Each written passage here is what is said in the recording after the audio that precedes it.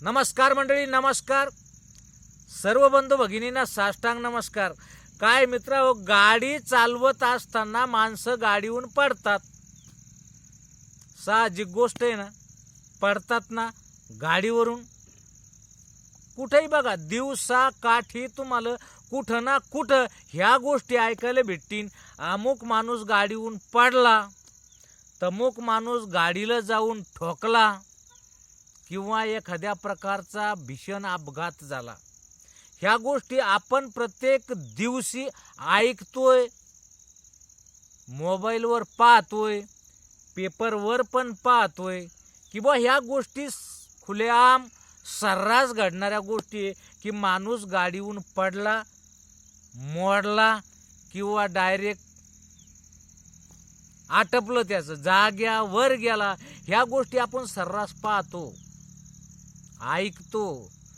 बर मग ह्या जर आपण ऐकतोय, सगळ्या आपल्या कानावर येतात, आपण त्या बघतो, त्याच्यामध्ये थोडा वेळ डिस्कस करतो, हळहळ व्यक्त करतो। पण ही हळहळ जी तुमच्या मनात आज हळहळ, तळमळ, कळकळ ह्या ज्या गोष्टी असतात ना, ह्या ज्या तयार होतात मनामध्ये एखाद्याची गोष्ट ऐकून, अरे तो गाडीला ठोकला, तो गाडी खाली गेला, तो गाडीहून पडला। मग जर ह्या एवढ्या गोष्टी आपण ऐकतोय, खोटं नाही, दर दिवशी ऐकतोय, बाया पण गाडीहून पडतात, माणसं गाडीहून पडतात, लेकरं गाडीहून पडतात, मुलं मुली गाडीहून पडतात, किंवा त्याचा बरं वाईट होतं गाड्याला ठोकल्यामुळं म्हणा, काही म्हणा, कारण वेगवेगळे असतील। मग जर ह्या सगळ्या गोष्टी होतात, आपल्या मनाला तळमळ बी वाटते, कळकळ बी वाटते, अरे रे असं व्हायला नको, हे वेगळीच झालं, विपरीत घडलं। माणसाला अंतकरण आहे ना, अंतकरण असल्यामुळं आपल्याला ताबडतोब त्या गोष्टीचं प्रेम तयार होतंय, कनवळा तयार होतंय, काळजी तयार होती की अरे हे असं व्हायला नको। पण मग नको तर ते ठोकणाऱ्याला माहित नाही का की आपल्याला त्याला ठोकायचंय। आपण आपलं नीट व्यवस्थित, ज्या माणसाचं ॲक्सिडेंट होताना समोरच्यानं बी नीट विचार करून गाडी चालवायची, आणि इकडल्यानं बी नीट विचार करून गाडी चालवायची, तिकडल्यानं बी विचार करून गाडी चालवायची। जर मी म्हणतो दोघांना जर व्यवस्थित विचार केला तर या गोष्टी घडत नाहीत। पण एकतर्फी एकानं जर विचार केला की बा मला सांभाळून गाडी चालवायची, दादा बाई तुम्ही सांभाळून गाडी चालवसान, तुमच्याकडची बाजू ठीक असेल, पण समोरून येणारा एखादा मूर्खासारखा जर गाडी चालवत येत असन, किंवा पिऊन गाडी चालवत येत असन, आणि तो जर तुम्हाला ठोकत असन, तर ही गलती तुमची नाही, त्या हरामखोराची आहे, बरोबर ना। तर तो वेळ आपल्यावर येऊ नये, आपण कुठल्या दुर्घटनेची शिकार होऊ नये। आपल्या घरी म्हातारी आई बाबा आहे, आपली बायको आहे, आपले मुलं बाळ आहे, आपल्याला बहीण भाऊ आहे, एवढ्याची तरी विचार करून निदान सोयीनं चालले, नीट झक मारली ह्या गाडी चालवणाऱ्यानं, तर अशा गोष्टी घडणार नाहीत, आणि त्या 100% सांगतो घडतच नाहीत। पण काय असतंय, समोरून येणारा, गाडी घेऊन येणारा, तो जरी क्लिअर असला, विचार करून घराच्या बाहेर पडेला असला, तर कधी कधी इकून जाणारी मंडळी तर असती, आणि काय गाडी म्हणजे काय हेलिकॉप्टर आहे का काय हे समजत नाही। आणि ह्या गोष्टीला एक जरी ताळ्यावर असलं, दुसरं बिनताळ्याचं असलं, तर हे बिनताळ्याचं ताळ्यावर असलेल्या माणसाला ठोकतं, एक तर ते बी मोडतं आणि याला बी मोडून टाकतं, बरोबर आहे ना। घेणं ना देणं, कंदील लावून येणं, 5-50 हजाराचा नुकसानाचा चुराडा करून टाकता।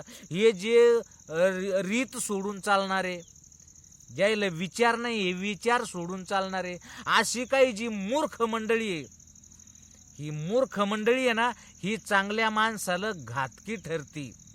यायनं वेळीच जर यायचं नाही आवरलं यायच्याकून तर हे जगमारच सुट्टीन आणि स्वतः मरतीन. माझी एकच विनंती असेल सगळ्या बंधू भगिनीला की एखादं जर तुम्हाला असं पिऊन गाडी चालवत असन, पिऊन प्रत्येक जण आता तुम्हाला काय सांगाव पाहतोय ना मी, कोण पियले कोण बगर पियले हे समजत नाही. पेल बी तसाच गाडी चालू राहिला आणि बगर पेल बी तसाच गाडी चालू राहिलाय.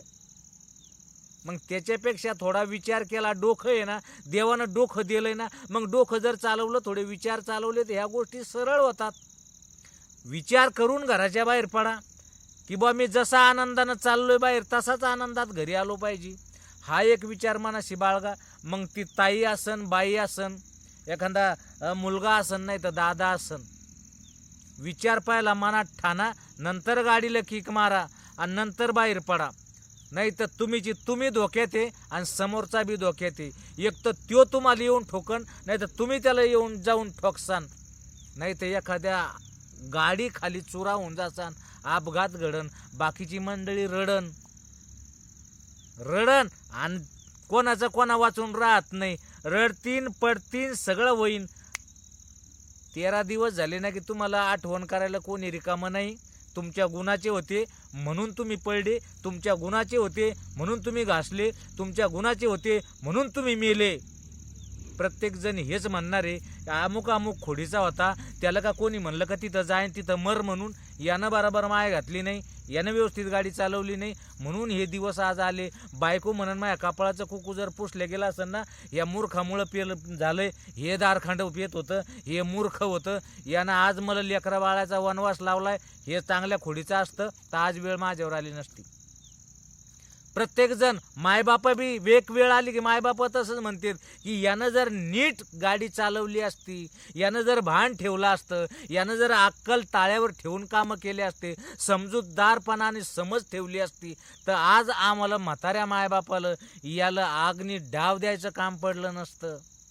विसरून जातात सगळे हो नंतर. म्हणून आपणच आपलं नीट कार्य सांभाळायचंय, बरोबर ना. आपण विचार करून निघायचंय प्रत्येकानं. मी म्हणून राहिलो, मी या विचाराचा माणूस आहे की गाडीवर निघायचंय ना, विचार करायचा, मी माझा शांततेनं गाडी चालवीन, व्यवस्थित गाडी चालवीन, 10 मिनटं अगोदर निघीन आणि 10 मिनटं लवकर पोहोचीन. सावकाश गेलेला माणूस वेळेवर पोहोचतो. पण तुम्ही जर म्हणसान मी 5 मिनिटात मुंबई गाठायची आणि 10 मिनिटात दिल्लीहून जाऊन यायचंय, 20 मिनिटात चंद्रावर जाणं होईन का मग 5 मिनिटात होईन हे सांगता येत नाही. त्याच्यासाठी मित्रमंडळी सगळ्याला माझी विनंती आहे की हे सगळ्याला माहिती आहे, मी जे सांगू राहिले तुम्हाला माहिती आहे, हे मलाच एकट्याला माहीत नाही असं नाही, पण काही गोष्टी बाबा हो सांगावंच लागतात. गाडी व्यवस्थित चालत, प्रत्येक ठिकाणी आता लिहून ठेवलेलं आहे अपघात टाळा, बरोबर आहे ना. तर ते अपघात टाळले गेले पाहिजे. जर प्रत्येक ठिकाणी लिहून ठेवलंय, आपण वाचतो सुद्धा आणि सुसाट जातो आणि आपण आपले दुश्मन बनतो.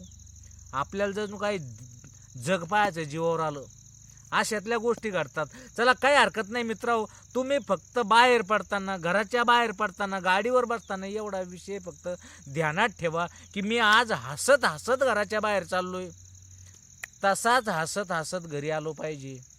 एवढा जर तुम्ही एक विषय जर एवढा विचार जर ध्यानात ठेवला तर खरंच सोन्यासारखे दिवस पाहायला भेटतील, बरोबर ना. मित्रांनो, तुम्हाला हा व्हिडिओ कसा वाटलाय एकदा कमेंट करून सांगा. आवडला असेल तर लाईक करा, मित्राला शेअर करा आणि आपल्या चॅनलला आवर्जून सबस्क्राईब करा. चला भेटू पुढच्या व्हिडिओत, तोपर्यंत धन्यवाद.